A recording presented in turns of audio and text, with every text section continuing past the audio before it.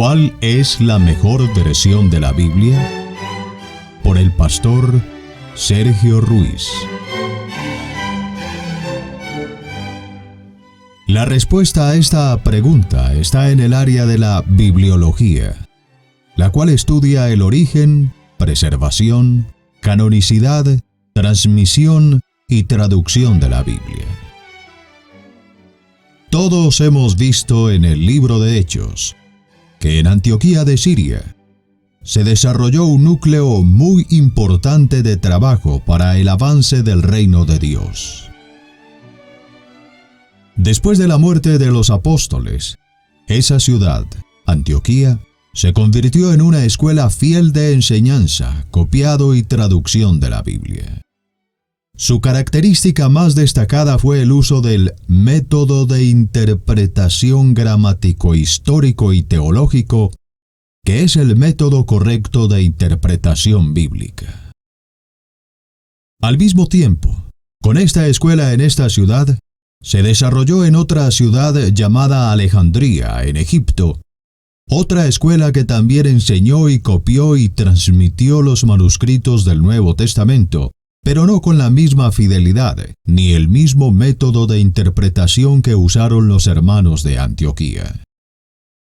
Ellos usaron el método de interpretación alegórico, el cual es incorrecto, y además tuvieron una influencia fuerte del gnosticismo, lo cual los llevó a no ser tan fieles en la enseñanza, copiado y transmisión de los manuscritos del Nuevo Testamento. Un personaje conocido de esta escuela fue Orígenes, quien, aunque está dentro de los llamados padres de la Iglesia, tenía más cosas malas que buenas. A partir de estas dos escuelas, el mundo cristiano comenzó a recibir copias de los manuscritos del Nuevo Testamento. Dos familias de manuscritos, alejandrinos o egipcios y antioqueños o bizantinos. Los hermanos de Antioquía siempre combatieron los errores de interpretación y algunos cambios que los alejandrinos hicieron a los manuscritos que circulaban. Por ejemplo, por su influencia agnóstica, los alejandrinos comenzaron a sacar de las copias textos como los últimos 12 versículos de Marcos, Juan capítulo 8, el pasaje de la mujer adúltera, Primera de Juan capítulo 5 versos 7 y 8, el pasaje de los tres que son uno, y Primera a Timoteo capítulo 3 versículo 16, un pasaje muy claro acerca de la deidad de Cristo. Con todo, los hermanos antioqueños preservaron todos los textos y formaron un bloque muy compacto de manuscritos que definían claramente el contenido preciso del Nuevo Testamento, que posteriormente se llamó el texto tradicional, del cual hoy se conoce un ejemplar como Textus Receptus, por su nombre en latín, o en español, texto recibido. Contrario al texto tradicional, las alteraciones alejandrinas de los manuscritos produjeron textos diferentes al texto tradicional, y ese texto alejandrino podía entonces encontrarse en los manuscritos que la Iglesia iba a descubrir posteriormente. La Iglesia de Siria, donde estaba Antioquía, hizo la primera traducción de la Biblia en el siglo II y usó el texto tradicional para traducir el Nuevo Testamento al sirio. Otras traducciones, como la Vulgata Latina, obra de Jerónimo, usaron el texto alejandrino a finales del siglo IV, y de esa manera se configuraron dos fuentes para hacer traducciones. De otro lado, hay dos maneras de traducir la Biblia. A una se le conoce como equivalencia formal, y a la otra como equivalencia dinámica. En la primera, equivalencia formal, cada palabra tiene un equivalente en el idioma receptor. Y en la segunda, equivalencia dinámica, no se tiene en cuenta las palabras, sino los conceptos o las ideas, y el traductor traduce la idea que él entiende de la fuente de la cual está traduciendo. Con esto ya podríamos responder a nuestra pregunta: ¿cuál es la mejor traducción de la Biblia en nuestra lengua? Pero antes, debemos mirar otro hecho importante en la historia de la Biblia y su traducción. Después de ver que a través de los siglos, en la Iglesia de Cristo ha habido entonces dos fuentes para hacer traducción, el texto tradicional y el texto alejandrino, y dos formas de traducir la Biblia, equivalencia formal y equivalencia dinámica, ahora trasladémonos a la mitad del siglo XIX, 1850 más o menos. Allí surge un fenómeno derivado del racionalismo heredado de la época del Renacimiento llamado la teología liberal. Los hombres que sostienen esta postura no creen en la inspiración plenaria y verbal de la Sagrada Escritura, ni que la Biblia es la palabra de Dios, sino que la Biblia contiene la palabra de Dios. Y en su afán de descubrir ¿dónde está la palabra de Dios en la Biblia que tenemos?, cuestionan el texto tradicional, ampliamente usado para traducir la Biblia hasta ese momento, y comienzan a buscar los manuscritos más antiguos, supuestamente para encontrar el verdadero texto del Nuevo Testamento, como si Dios no nos hubiera dado su palabra de manera confiable hasta entonces. Dos hombres, entre esos dos teólogos liberales, especialmente se dedican a esta tarea. Sus nombres, Westcott y Hort. Ellos se van a la historia de los manuscritos existentes y usan tres manuscritos que supuestamente son los más antiguos, llamados el Sinaítico, el Vaticano y el Alejandrino, llamados así por el lugar donde fueron encontrados. Ellos toman estos tres manuscritos cargados con los errores alejandrinos ya mencionados, y con el pretexto de que por ser más antiguos que todos los demás, deben contener el texto más fiel del Nuevo Testamento.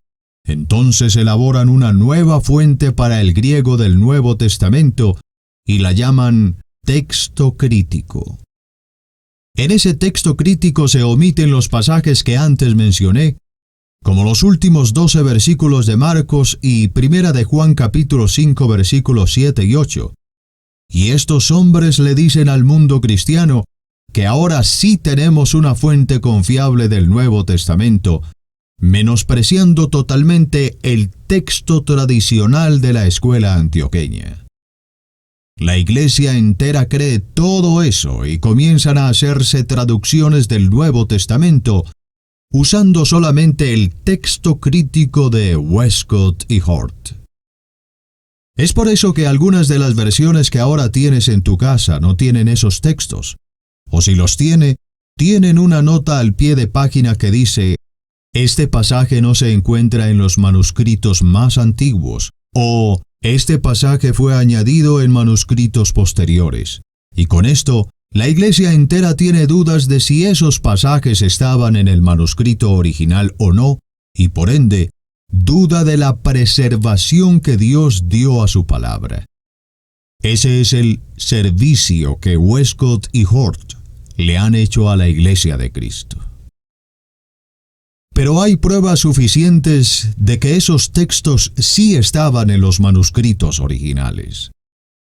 Una de esas pruebas son unos libros llamados leccionarios, que eran escritos por los pastores de los primeros siglos, en los cuales escribían el orden del culto de adoración y todo el sermón que predicaban. Resulta que hay leccionarios del siglo II, anteriores a los códices mencionados, que contienen sermones de 1 de Juan capítulo 5 versos 7 y 8 y de todos los demás textos en disputa. Así pues, nosotros pensamos diferente a Westcott y Hort y a otros hermanos que han abrazado su teoría. Mientras ellos creen que estos pasajes fueron añadidos después de los códices Vaticano, Sinaítico y Alejandrino, los más antiguos, por un escriba bien intencionado, nosotros creemos que fueron quitados antes de que se escribieran dichos códices por un falso creyente influenciado por el gnosticismo, y por eso estos códices no los contienen. Un verdadero creyente nunca añadirá a la palabra de Dios, pues teme a la amenaza de Apocalipsis capítulo 22 versos 18 y 19. Pero un falso creyente sí quitaría la palabra de Dios por el engaño en que está. Muchos maestros de bibliología enseñan apoyando el texto crítico y promoviendo las dudas que tiene aún buena parte de la Iglesia sobre la autenticidad de estos textos. Pero pruebas como las que mencionamos dadas por los leccionarios devuelven la confianza en esos versículos y muestran la preservación que Dios hizo de su palabra, lo cual es algo demasiado grande para todo creyente. Ahora sí podemos entender cómo definir cuál es la mejor versión de la Biblia en determinado idioma, lo cual, como ya he mencionado, se hace definiendo la fuente, texto tradicional o texto crítico, y el método de traducción, equivalencia formal o equivalencia dinámica. Con eso en mente, vemos que la mejor versión en español hasta hoy es la Reina Valera de 1602, difícil de leer por su español antiguo. Para nuestros días, es la Reina Valera de 1909 y la Reina Valera de 1960, esta última que es la que, hasta hoy, usamos en nuestra iglesia. Otras Biblias como la de las Américas y la Nueva Versión Internacional son traducciones del texto crítico, la primera en equivalencia formal y la segunda en equivalencia dinámica, lo que las hace traducciones inferiores. Obviamente no vamos a reaccionar ahora de una manera fanática, satanizando todo lo que no venga del texto tradicional. Al contrario, vamos a hacer un buen uso de ellas. Pero sí consideramos que es importante saber cuál y por qué es la mejor traducción en nuestro idioma y declararla como la Biblia oficial de nuestra iglesia. Mantener la Reina Valera de 1960 como la mejor traducción a nuestro idioma es seguro para nuestra defensa de la verdad. Nuestros hermanos de la Sociedad Bíblica Trinitaria han hecho una buena traducción del Nuevo Testamento a partir del texto tradicional y están trabajando en el Antiguo Testamento. Tal vez esa traducción llegue a ser tan buena como la Reina Valera del 60, pero eso está por verse.